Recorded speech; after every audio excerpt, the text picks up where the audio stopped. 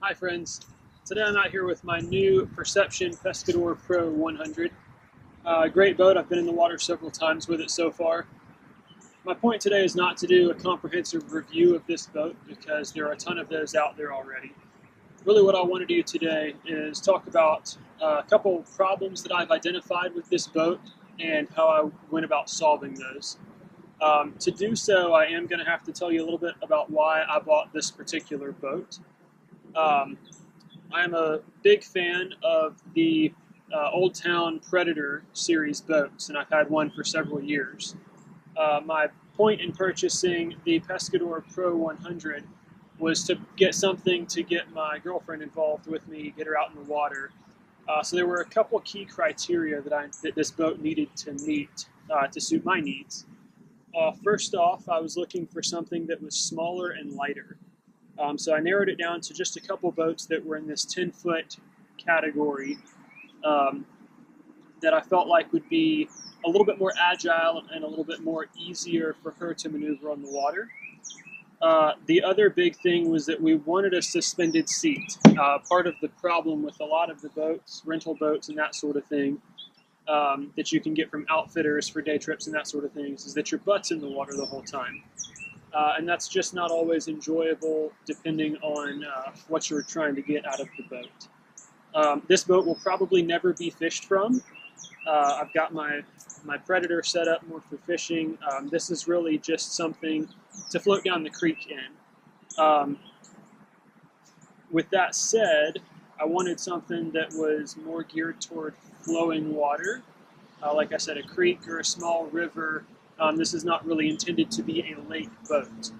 So again, that's why I wanted something smaller, more maneuverable, and easier to paddle, especially for an inexperienced paddler. All right, guys, I'm bringing you in up close here on the seat for a couple reasons. This is really the number one problem with this boat that I've identified so far. And it's not the design of the seat, it's the design of the hull itself, of the boat. So this is a great seat. It's very comfortable. Like I said, this was one of the key factors in deciding on a boat. We wanted a suspended seat that kept you up out of the water and dry. What you get with a lot of boats is really just kind of this well that you sit in, and you're sitting in water the whole time. So that's really what we were trying to avoid with this.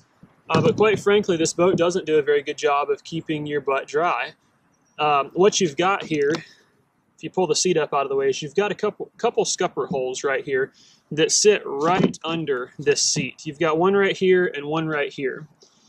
And while this isn't as applicable to those of you in lakes and that sort of thing, if you're in moving water, when you hit some turbulent water, when you go over a little drop or something, the scupper holes kind of act like geysers. You get water that just shoots up through these several inches. And if your seat is right on top of it, you end up with a wet behind and a wet seat. So that's not really great. Even in the high position, you're still prone to that. Those still shoot up right here and right here. So after the first couple trips out, I knew I had to come up with a solution to this. I know a lot of y'all are probably thinking, well, yeah, you're kayaking. What do you expect? You're going to get wet, and I agree with that. But that doesn't mean that I want to feel like I'm sitting in water the whole time. And again, this boat was to try to get someone who isn't overly interested in this sport more interested in it. Otherwise, great seat, fully adjustable. We'll talk about clips either later or potentially in another video. I do like that this has two positions here, but coming from a Predator that is a larger, heavier, more stable boat, I don't really like the idea of having to put this in the high position and sacrifice that stability by raising the center of gravity just in hopes of staying a little bit more dry. So I'm going to pull the seat out of the way here, and let's talk more about what's going on right here. All right, guys, we're up close and personal with the seat well of this boat here. I'm sure there's a technical name for it, but I don't know what it is, so y'all feel free to correct me. What you get with the seat removed is you get this nice well here that is designed to give that seat some room to flex and suspend your butt off the bottom of this boat. And it does that very well. You never end up sitting all the way down in this if you've got the seat in place. However, like I said earlier, the seat mesh comes in contact with all of these plastic surfaces. So if you've got water around back here, it can still kind of leach out into the seat and still give you that sensation that you're sitting in water. Now, I would imagine that this seat is capable, or this seat well here is capable of holding well over a gallon, probably close to 2, before it'll spill over into these drains that then drain down into the scupper holes, or high enough until it'll spill over into this area, which is another holding spot for water, another potentially weak point in this boat. So we've got a dilemma here. I don't want to sacrifice the stability of this boat to put the seat up in the high position. And I don't like getting so wet in the low position. I'll be the first one to tell you, even in the high position, the splash, the spray coming up through these scupper holes will still soak you. That's not a simple solution. So I came up with an idea that I wanted to share with y'all today. And I'm sure many of you at home are thinking, well, you dummy, put a couple scupper plugs in there. The water won't come up, you won't have a problem. Yeah, that sounds like a great idea, and that's what I tried at first. But if you take a couple scupper plugs and you put them in here, you're making this whole area right here a big basin, a big collecting pool for water. And then you end up with water up to here, you know, a couple inches above the level of the seat here, before it's then able to drain down toward the front. So that's definitely not the solution. This thing, if you put scupper plugs in, will hold many gallons of water in this area right here. So what I came up with is really 2 parts here. I've got a couple scupper plugs here that I bought the day that I bought the boat after its inaugural voyage. And this was my quick solution. This was me getting really wet on the first trip, and it was cold, and I was looking for a quick fix. So I bought a couple scupper plugs here, and I stuck them down in here, and that's how I found out what I just shared with you, that is most definitely not the answer. If anything, it's counterproductive. Well, then I came home, and I was thinking, well, I need some way to lift the seat up just a little bit. Maybe if I can get it out of contact with these areas and a little bit higher up, maybe it'll be high enough until I won't get a whole lot of spray and geysering through these holes, and it won't leach the water out through the mesh seat, because that mesh seat won't be in contact with very much of the plastic. So I came home and I cut myself a piece of PVC pipe. This is just regular, it was a piece of scrap I had laying around. Let's see. It's 1 1/4. Let's see. Now it's 1 inch inside diameter. The outside diameter is 1 3/8. And I cut it to 15.5 inches long. And then put a nice little kind of chamfer along the edge there. If you're not gonna finish this off somehow on the edge right here, I would recommend cutting it a little bit shorter, because this was through some trial and error that I found this length with these little chamfers on the edge to be ideal to sit right there. So great, I've got the solution. Raise this seat up just a little bit. You see this back seat bar will then sit on this, and it'll effectively raise the back of the seat just a little bit. So I'm not sacrificing much stability, because I'm not raising my center of gravity up this high. There's still well, let's see, probably at least a 3-inch differential there. Well, right at a 3-inch differential. So I'm keeping my center of gravity lower. Maybe this will be the solution.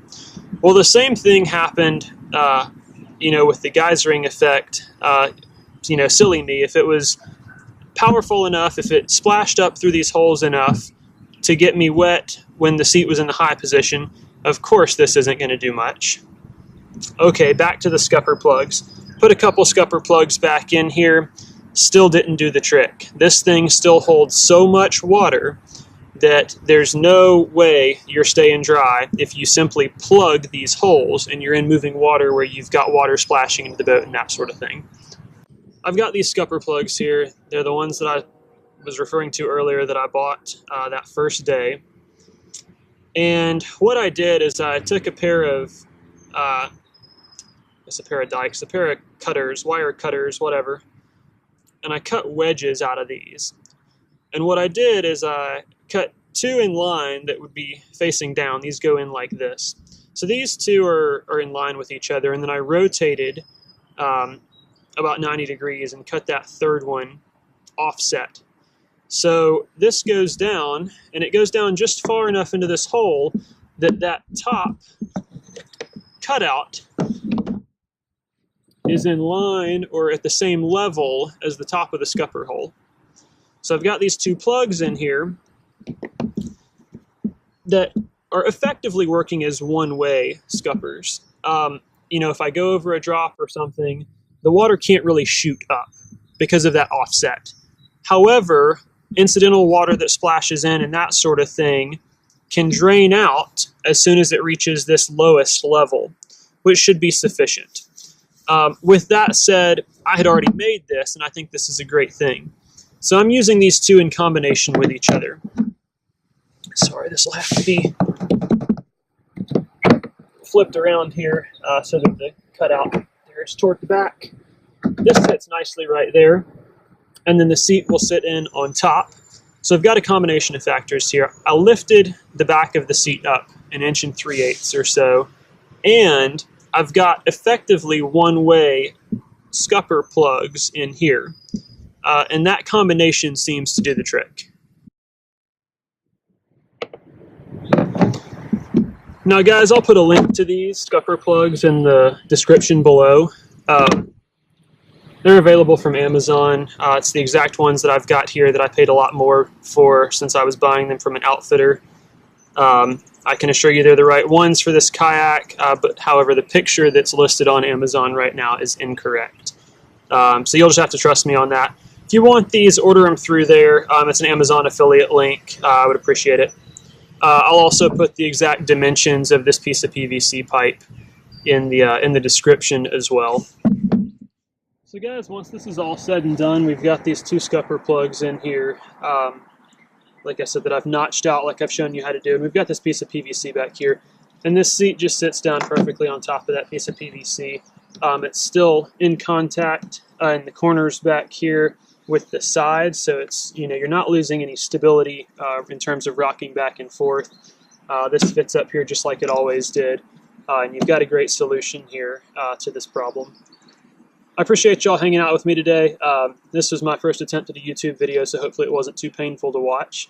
If you enjoyed it, if it was useful, I'd love to hear about it in the comments. Give me a thumbs up down at the bottom here. And like I said, links at the bottom for these scupper plugs and the dimensions of this piece of PVC. If y'all have any questions, feel free to reach out to me, and I'm happy to help out wherever I can. Thanks again.